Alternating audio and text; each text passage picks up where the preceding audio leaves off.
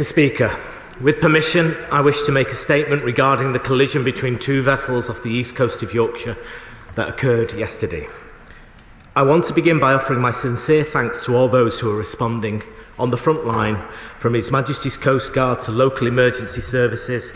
This is a challenging situation, and I know I speak for everyone in this House when I say that the responders' ongoing efforts are both brave and hugely appreciated. I also want to thank the international partners for their many offers of assistance to the UK and the support from the maritime community.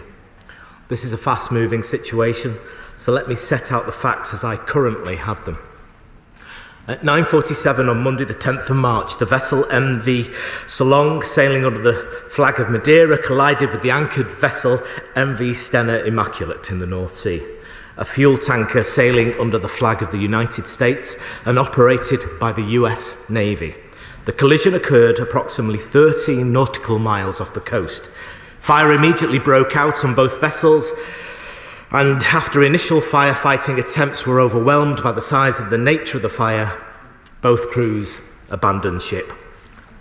Firefighting and search and rescue operations, coordinated by His Majesty's Coastguard, continued throughout the day yesterday, pausing in the evening once darkness fell. Firefighting activity restarted this morning, and I'm pleased to say that the fire on the Stena Immaculate appears to be extinguished, but the Solong continues to burn. Although they became attached to each other during the collision, the Solong broke free of the Stena Immaculate late last night and began drifting southwards. Modelling suggests that, should the Solong remain afloat, it will remain clear of land for the next few hours. The assessment of His Majesty's Coastguard is, however, that it is unlikely the vessel will remain afloat. Tugboats are in the vicinity to ensure that the Solong remains away from the coast and to respond as the situation develops. I want to be clear that while there are 1,000-metre temporary exclusion zones established around both vessels, maritime traffic through the Humber estuary is continuing. The full crew of 23 on the Immaculate is accounted for and on shore. One sailor was treated at the scene but declined any further medical assistance.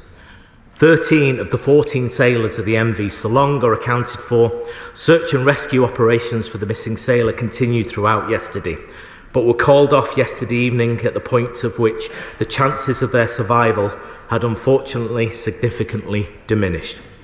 Our working assumption is that, very sadly, that the sailor is deceased. The Coastguard has informed the company, and it has been advised to inform the next of kin. Our thoughts are with the sailors' loved ones at this time.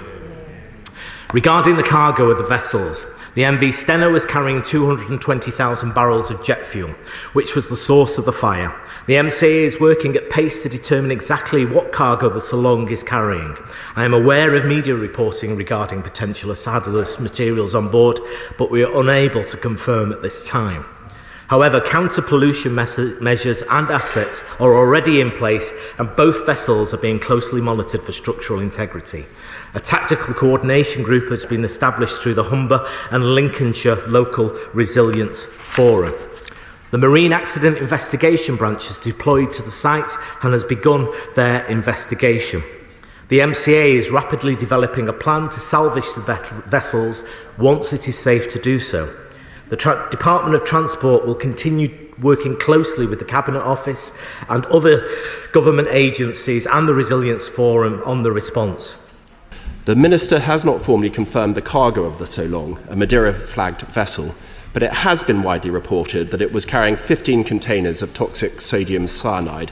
I listened to the statement carefully, but can the Minister confirm that this is now not his understanding?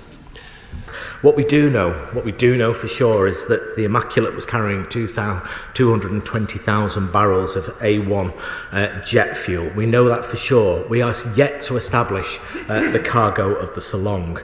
As soon as I know, I will make that information available to the House.